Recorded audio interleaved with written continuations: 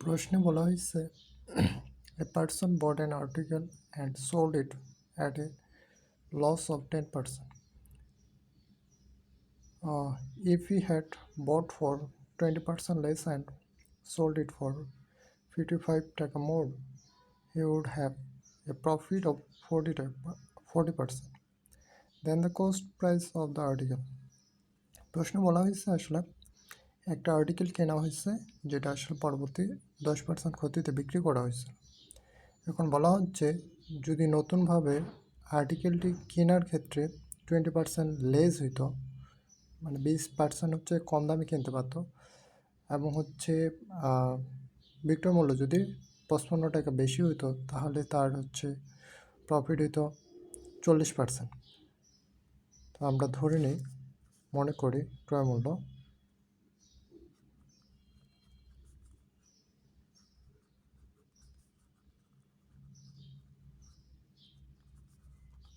100x, তার মানে হচ্ছে 10% লসে সেলিং প্রাইস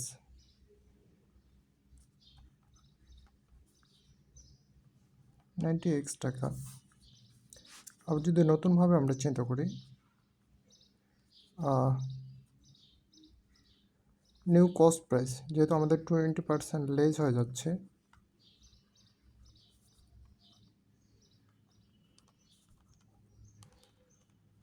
তার মানে এটার কস্ট প্রাইস দাঁড়াচ্ছে আমাদের হচ্ছে 80 টাকা, কারণ হচ্ছে 100 আমরা হচ্ছে কস্ট প্রাইস ধরছিলাম প্রথমে, তো 20% কমে গেছে, আমাদের হচ্ছে 80x টাকা।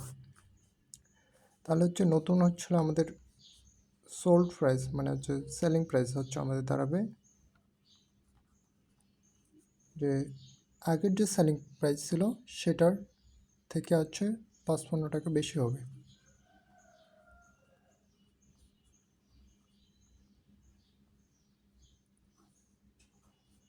তাহলে আমরা যদি আসলে প্রশ্নটা করি,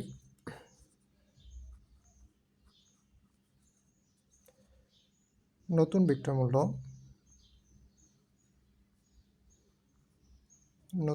মূল্য আমাদের ক্রয় মূল্য বিয়োগ করব, ক্রয় মূল্য হচ্ছে আমাদের এখন হচ্ছে 80x টাকা, আমাদের প্রফিট হবে 40% হচ্ছে 80x টাকার উপরে।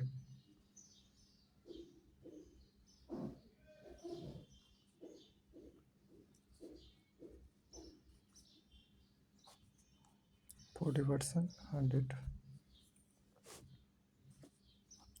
2, 5,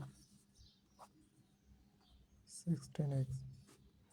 তার মানে এখানে যদি আমরা করি, কারণ হচ্ছে 90x প্লাস হচ্ছে 55 মাইনাস 80x, 32x, और 10x প্লাস হচ্ছে 55 32x, और আমরা যদি এটা সামনে লিখি 32x 10x প্লাস 55, और এটা এখানে বিয়োগ করলে আসলে 22x হয়ে যাচ্ছে 55, और আমরা যদি x বের করি 55 ডিভাইডেড 22, আমাদের কস্ট প্রাইস ছিল হচ্ছে, আমরা ধরে নিয়েছিলাম 100x, তাহলে হচ্ছে কস্ট প্রাইস আমরা সরাসরি যদি যাই, ব্যাপারটা হচ্ছে আমি একটু সাইডে লিখতেছি,